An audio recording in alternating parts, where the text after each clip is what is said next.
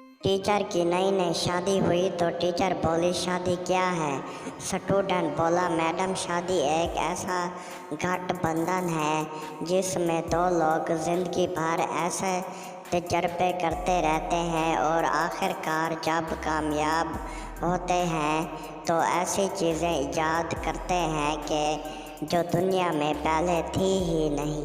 क्या बोला तूने?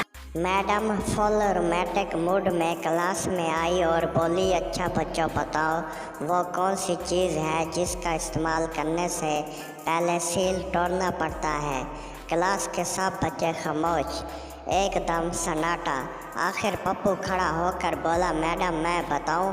मैडम बोली कमीने बैठ जाओ, तू ना ही बता तो अच्छा है, तूने तो हमेशा उल्टा ही बोलना होता है। पप्पू बोला नहीं मैडम, कसम से अच्छा ही बोलूँगा। मैडम बोली अच्छा बताओ वो क्या है। पप्पू बोला मैडम गैस सिलेंडर। मैडम बोली शाबाश पप्पू। पप्पू फिर बोला लेकिन मैडम जो तवक्को आप मुझसे कर रही थी, हाँ बिल्कुल, इसका भी पहले सील तोड़ना पड़ता है।